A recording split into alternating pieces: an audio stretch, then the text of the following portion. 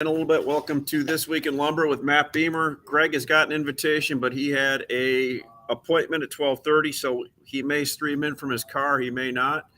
Um, Let me just open one thing up here on LinkedIn, Matt, so I can respond to some people when they do it. I had last week, and Matt is at the Hampton office in Portland. We had a little technology problem, but Matt's going to try to talk through his phone, so hopefully we'll be able to hear him okay. I hope you can hear me. Can you hear me? Yeah, we can hear you here, and hopefully everybody can hear you online, and we'll see as they stream in, Matt. If not, worst case is I'll hold the phone up here. Yeah. Yeah, I hope you can hear me. I don't know what the deal is with my headset. It's just stopped working. Like there's gremlins. No worries. We'll make it work, Matt. Let me just sign on to here. Now I can't hear you. There you go. Now I'm good. Okay. We'll figure out one way to do it here. Let's see if anybody's streaming in yet, Nick.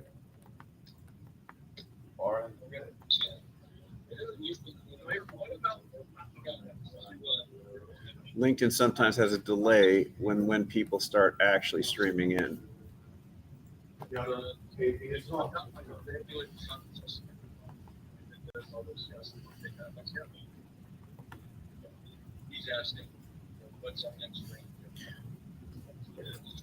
I just can't see any messages from the audience right now. All right, Matt. Well, let's kick it off. So interesting. Let's see if we can. Let's pull up. So a few things I wanted to talk about today. Housing starts and permits came out yesterday. Greg had a good commentary on housing starts and permits. I wanted to bring up off of his LinkedIn feed from yesterday, so we can take a look at them and get an idea what he was looking at here.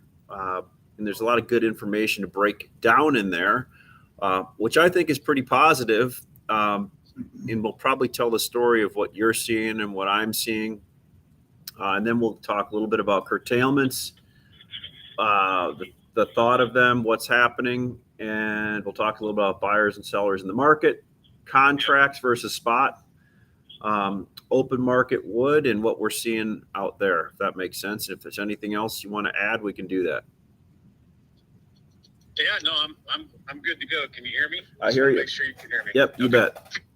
You bet. So we'll bring Greg's thing up there. There it is. So Greg was saying August housing starts up 12.2% from July. 26% increase in multifamily, single family down 14.6 from August. Permits plunged the lowest level in 2 years. Completions flat at a 2021 pace of 1.3 million. Homes under construction, another record of 1.7 million. So what we can see is multifamily is still kind of leading the pace, and it's the one setting the tone. Not surprising, I don't think, on single family, Matt. And the one thing that we're showing is we've got a lot of homes under construction, and we're completing them about at a pace of what we could last year, which, if I'm going to read into that, what do you think? It's just the lack of enough labor, materials, all the above. It's just that's what we can do right now. I mean, we are stuck, right? We're stuck with the amount of labor that we have and the amount of material that we can supply. And it's not lumber. Like even during the highest points of the market the last 2 years, we found enough lumbers to satisfy demand eventually. But what we can't find is more workers, and the cost of land isn't going down. So I think what's happened here is the builders of they're starting to hit the brakes on single family. Look at the backlog of unbuilt homes here. You're talking there's a 1.3 million actual and 1.7 demand. Yeah, 1.7 million under construction right now, right? Yeah. And then you add that to the higher interest rates and the inflation having an impact on people's budgets. There's homes that have been canceled that were under contract. I mean, there's all kinds of headwinds in housing for single family housing. But you'll see that number continue to drop. You know, the 1.7, we couldn't build 1.7 if we wanted to. Correct. We've proven that. But that'll come down, but at the same time, the multifamily has been good and will remain good. Rents are going up.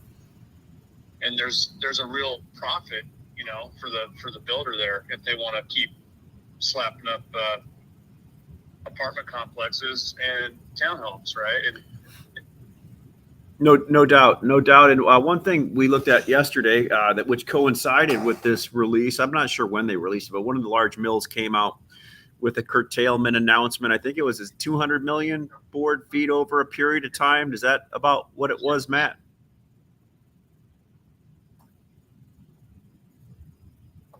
can you hear me? Yeah. What'd Yeah. you say? I said one of the big mills came out probably right around the start release with about a 200 million board foot. Oh, yeah.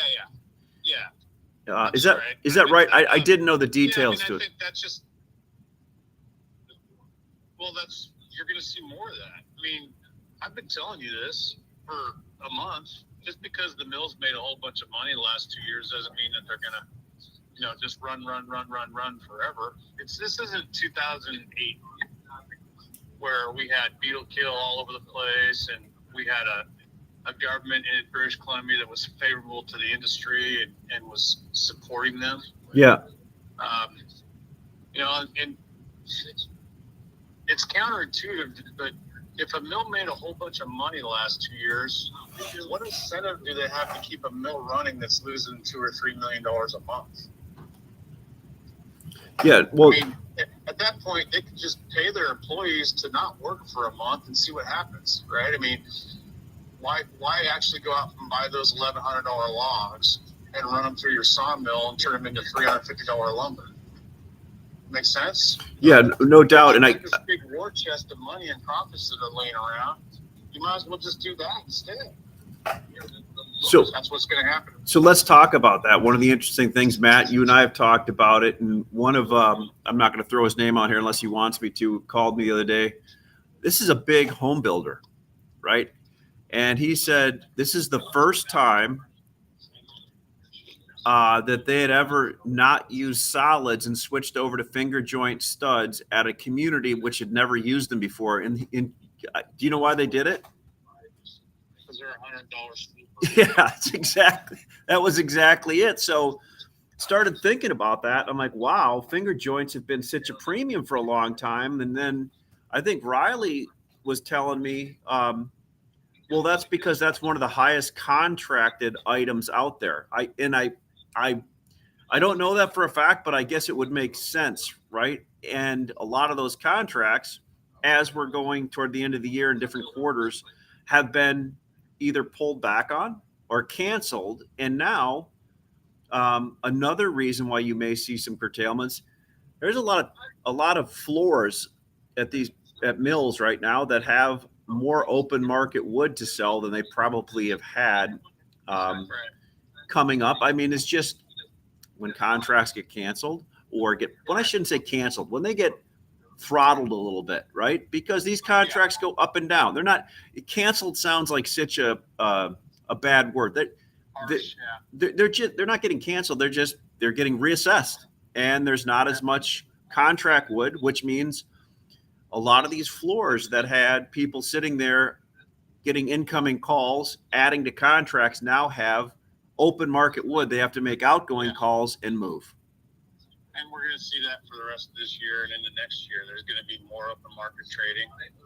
Companies that have good open market trading strategies are going to do fine. Which is and like companies that don't are going to have to make some adjustments. Matt, They're going to have to learn how to pick up the phone again. like Hampton. You guys had pretty good open market with your mix of traders, mill reps, everything there. And I think that's important for people to know. It's going to be a little different dynamic. And I can go both ways, but it could add to the volatility of lumber again, because think about this. You had a higher contract. They could set on print prices, So you have less wood setting print prices. Now you're going to have more open market wood setting print prices. Think about that dynamic. We haven't seen that in a while.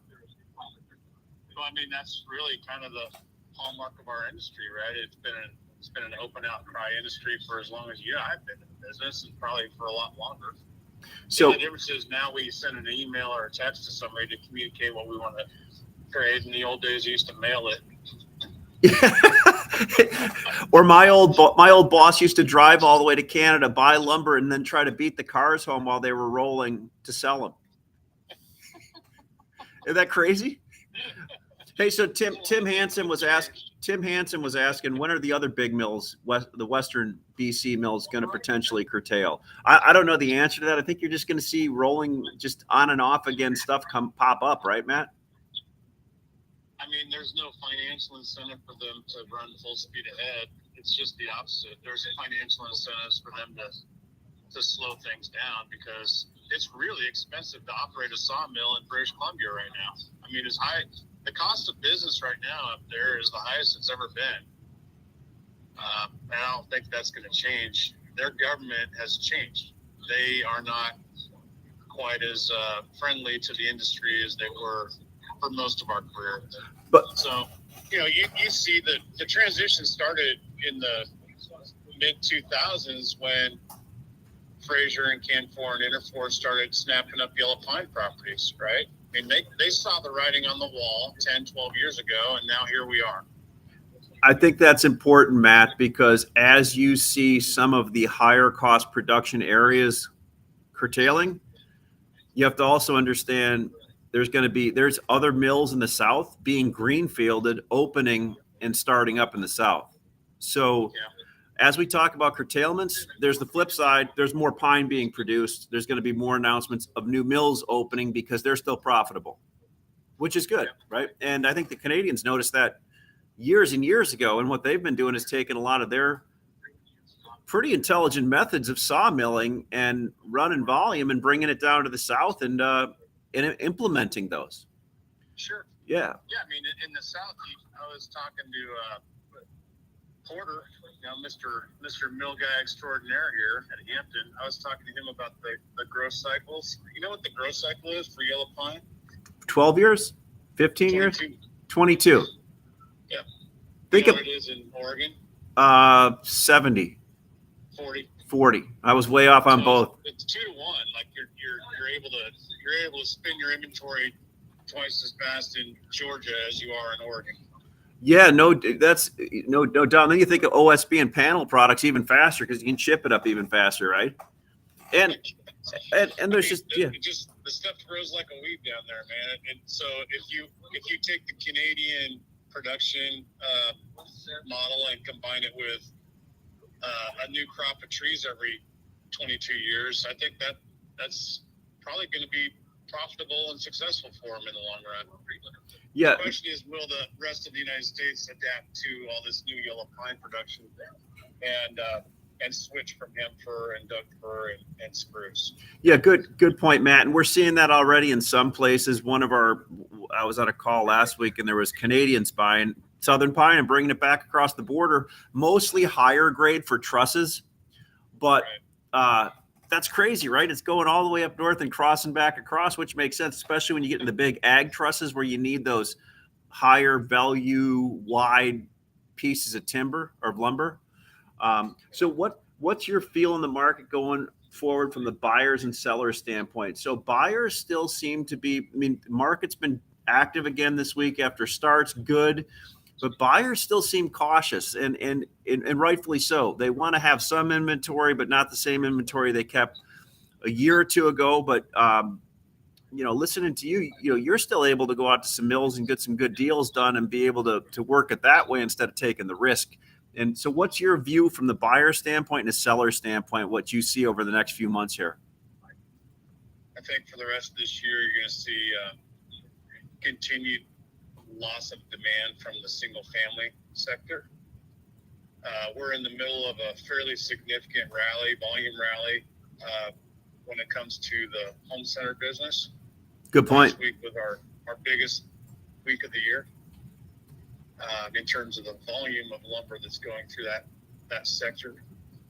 I think that the multifamily is going to continue to be really good. So there's a lot of moving parts right now. And then you also have mills that are curtailing, right? And you have mills that are being opened up. So there's so many moving parts right now that it really, whatever you thought you knew about lumber 10, 15 years ago, it's not really relevant to today. What's happening today is unprecedented. You've got all kinds of weird stuff happening. And that doesn't even include what's going on with the Fed or what's going on with our monetary policy as a country, or the wars in Ukraine, or, God knows what else is happening in the world. There's just a lot coming at us. Matt, you brought up a good point. So you just said that was your best week of home center. Was that outtake or shipments to them? Shipments. Is that normal for this time of year? Maybe Yes. Yeah. Okay. That's normal. The fall is busy. I mean, really, just think about the shoulder seasons. That's when the average guy like you and me wants to go out and build a fence. We don't want to do that when it's 100 degrees and 100% humidity. So when it's 80 degrees and 80% humidity, it's a lot more fun to go out there and build that deck or that fence, right? Yeah. So that's why you're busy in the fall and why you're busy in the spring and not quite as busy in the summer. So. Well, good. Well, so you've got some stuff listed on the platform, and you actually got me excited the other day when you said, "Hey, this is a good opportunity with all that open market wood and extra wood for people to come on the Materials Exchange platform and start listing stuff." So thanks for supporting us on that. And I don't want to make it an infomercial, but it's a good thing. It is an infomercial though, because literally you just went through like the most volatile. We were up 1,000, down 1,000. Yep. And on top of that, we had all these logistical issues that occurred there. I think all that's behind us now. We're back to relatively normal flow of material. You can comfortably predict what you're going to pay for freight. You can book a truck and reasonably expect it to get picked up and shipped within a 72-hour window. These things weren't true 3 months ago, 4 months ago, 5 months ago. How many times do you have to rebook trucks back in April? Yeah. Yep. Man, over. It was crazy. Thank goodness. It'll actually be good for your platform. It'll be good for all of us too. I'd like to get back to, we're back to my big picture thing going forward is just plan on lower consumption of material. I think you'll see more and more curtailments from sawmills because we can't produce like it's 2021. We're going to have to produce like it's 2023, and what we're seeing is lower demand overall for lumber. And there's, if you take the euro into account, you take the new yellow pine production into account, we have ample product in this country. Right? So, of course, mills that are not efficient or that are having trouble with fiber, having trouble with labor, are going to either be shut down permanently or they're going to be curtailed for a while. Yeah, good point, Matt. And I think, like you said, there's ample amounts of lumber.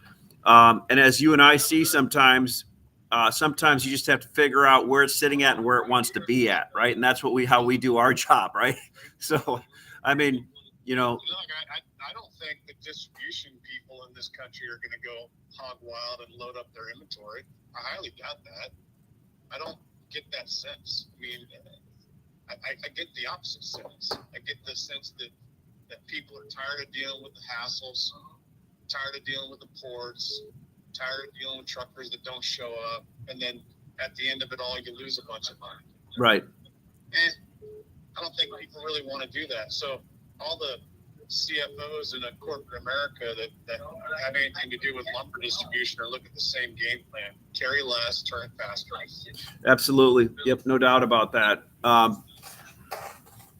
Well, we did that one quick. I had a couple more things I wanted to go over, but what we'll do is I think we'll kind of put bookmarks on it here, let you get back to things. But one thing I wanted to say is you had a good point.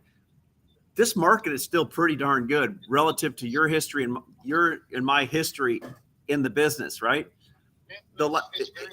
It's a good liquid market. What we would have considered taking out if we took out the last 2 years, this market we're in right now, we would be really happy with it. Yeah, I mean, there's nothing wrong with these prices, and the cost of doing business is a little higher for the sawmills, but we're at what I would call fair pricing. Right? Yeah. For all involved. Yeah, and I don't The think mills are anybody's. getting a fair price, and the customers are getting a price that's reasonable, and you can get the wood in a reasonable amount of time in most cases. Nobody's complaining about prices in here. No, Nobody's complaining about prices, which, not at all. yeah. All right, Matt. Well, I appreciate you taking the time today. Like the orange shirt. Looks like it's sunny out there today. So, Well, it is. We're blessed with some great weather here. It's like 80 degrees and no humidity in Portland. man, enjoy it. I will talk to you soon, Matt, and thank you everybody for showing up, and look forward to seeing you tomorrow with Matt Lehman and Lunch with Lumberman. Talk to you soon. See ya.